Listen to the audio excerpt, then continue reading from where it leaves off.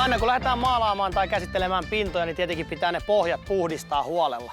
Meillä on nyt tässä painekylläistetty terassi, mikä kaipaa vähän huoltoa. Ja nyt kun me lähdetään sitä pesemään, niin mä ensimmäiseksi painepesurilla kevyesti huuhtelen tän. Tän voisi tehdä myös vesiletkulla, mutta toi on tärkeää, että se kastellaan se puu ennen kuin sitä lähdetään sitten tuolla terassipesulla pesemään, koska muuten se imasee sen pesuaineen sinne puun sisään ja se ei ole tietenkään hyvä. Pesuaineena me käytetään tässä terassissa nyt Rensa terassin pesua ja tämähän laimennetaan silloin kun puhutaan tämmöistä ihan normaali terassista, että ei ole hirveän likainen, niin laimennetaan 1:1. Eli 1 litra pesuainetta ja 1 litra vettä, niin silloin me saadaan sitä valmis pesuliuos. Silloin jos olisi likaisempi terassi, niin silloin voidaan alkaa tekemään vähän niin kuin tujumpaa siitä pesuaineesta. Eli jos on tosi likainen, niin voidaan ihan laimentamattomallakin pestä se terassi. Tämän pesuaineen voi oikeastaan levittää 2 eri tapaa, eli voidaan matalapaineruiskulla sumuttaa se suoraan tähän terassin pintaan ja sen jälkeen lähtee harjaamaan. Tai sitten toinen on se, että harjan kanssa levitetään sitä pesuliuosta siihen terassiin ja harjataan sitten sitä kovasti siinä. Mutta silloin jos tehdään laimentamattomalla aineella, niin silloin se sumuttaminen on aika näppärä ja sen jälkeen harjaa vasta perään. Mutta silloin kun me tehdään nyt laimennetulla, niin tämä harjalevitys on ehkä kaikkein näppäriä. 5 minuuttia sen pitäisi siinä vaikuttaa ja sen ei saa antaa kuivua. Eli jos se nyt näyttää, että se lähtee jostain kuivumaan ja se ei ole vielä vaikuttanut sitä 5 minuuttia, niin sen jälkeen otetaan tätä ainetta lisää ja harjataan se ja sitten sen jälkeen vasta lähdetään huuhtelemaan pois. Tämä terassin huuhtelu tehdään puhtaalla, runsaalla vedellä ja silloin jos tehdään vesiletkulla, niin jos tuntuu, että se pesuaine ei siitä tai lika ei siitä lähde kunnolla huuhtoutuu pois, niin voi sitten harjalla vielä vähän sitä avittaa. Mutta mä teen tämän huuhtelun tämmöisellä kotikäyttöisellä aika tehottomalla painepesurilla ja nyt sitten kun ollaan vielä talon vierustalla, niin ei sitten sumuteta tonne painepesurilla tonne seinän vierustoille eikä oikeastaan siihen talon seinään, ettei sinne tule sinne talon rakenteisiin sitten mitään vaurioita. Ja nyt kun on tämmöinen tehoton painepesuri, niin saa aika läheltä sumuttaa lautaa, siihen ei mitään vaurioita tule ja se lähtee aika näppärästi toi lika siitä irti. Mutta silloin jos on oikein kunnon tehokas painepesuri, niin silloin sumutetaan vähän kauempaa sitä, koska muuten siinä käy sillä viisiin, että se rikkoo sen puun rakenteen ja sieltä alkaa sitten nousee tikkua pystyyn ja sitten se onkin hiontakeikka siinä vielä ennen käsittelyä, jos sen näin tekee. Nyt kun mä oon pessyt tämän painepesurilla kauttaaltaan tämän terassin, niin mä lopuksi vielä kevyesti huuhtelen tämän kauttaaltaan, niin silloin meillä ei sinne jää mitään pesuainetta tai likaa siihen terassin pintaan. Ja tää pesuainehan on täysin biohajoava, eli tässä ei tarvitse pelätä sitä, että jos vähän roiskeita lentää kukkapenkkiin, että ne kukat siitä kuolee.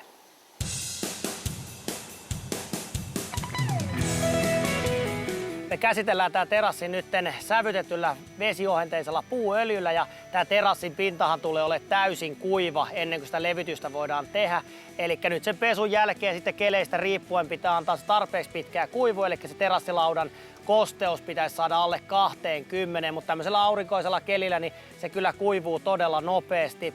Ja nyt sitten kun on sävytetystä puuöljystä kyse, niin sehän pitää huolellisesti sekoittaa ennen kuin sitä levitetään. Eli purkki kun avataan, niin mä sekoitan tuollaisella porakoneella ja maalivispilällä sen huolellisesti. Ja nyt kun toi on aika ohutta toi puuöljy, niin se sitten ajan kanssa valuu se pigmentti sinne pohjalle. Eli nyt kun tässäkin on jonkun verran neliöitä, niin mä aina välillä sitä sitten sekoittelen siinä, niin silloin meillä pysyy tasanlaatuisena se puuöljy. Työvälineitä tässä on oikeastaan muutama eri, millä tämä puuöljy voidaan levittää. Eli ihan tolleen käsikonstein niin saadaan levitettyä se sienellä tai hyvälaatuisella pensselillä. Silloin jos on isommat neliöt, niin voisi ajatella korkeapaine ruiskuu, mutta ruiskun kanssa kun tehdään, niin pitää muistaa aina se suojaus, koska sitä öljysumua sitten levii siinä. Ja nytkin kun ollaan talon vieressä, niin sitä saattaisi mennä sitten tuohon talon seinälle, eli tässä ei olisi mitään järkeä sitä ruiskulla alkaa tekemään.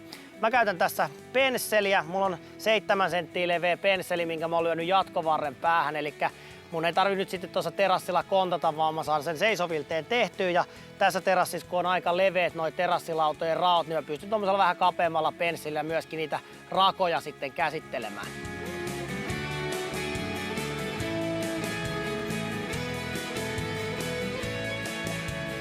Tätä öljyä kun levittää, niin tämän kanssa ei kuulu tietenkään lotrata, eli tälle suht koht reilusti, mutta silti ohuesti tätä levitetään. Ja silloin, jos sitä alkaa jäämään semmosia lätäköitä siihen, eli ettei se puu ime sitä kaikkea, niin 10 minuutin sisällä sitä levityksestä tulisi ne ylimääräiset sitten pyyhkiä pois, mutta tämmönen kuiva painekyllästetty lauta imee tätä kyllä todella hyvin, eli Tätä levitetään sen verran, kun se puu sitä imee. Ja jos tuntuu, että sitä menee sinne todella paljon, niin sitten se voidaan vielä toiseen kertaan käsitellä, niin silloin saadaan varmasti mahdollisimman pitkäikäiseksi. Nyt kun meillä on tämmönen ihan perus painekyllästetty mäntylauta tässä, niin ei tarvitse puuöljyä ohentaa ollenkaan, eli se imeytyy tonne todella hyvin. Mutta silloin jos olisi vähän eksoottisempia puulajeja, mitä yleensä esiintyy noissa puisissa puutarhakalusteissa, niin silloin sitä öljyä vähän joutuu ohentaa, että saadaan se kunnolla imeytymään sinne puun sisään. Ja tietenkin kun on vesiohenteisesta öljystä kyse, niin silloin se ohentaminen tapahtuu vedellä.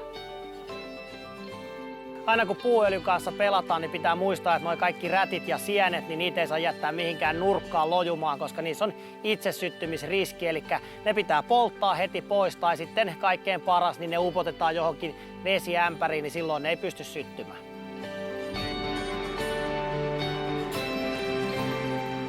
Kuivumisaika tälle puuöljylle on seuraava, eli 4 tunnissa se on pölykuiva ja 16 tuntia se on sitten täysin kuiva, mutta kannattaa kuitenkin ensimmäisen parin vuorokauden aikana välttää semmoista mekaanista rasitusta siinä, niin silloin se saa rauhassa kuivua siihen täyteen lujuuteensa.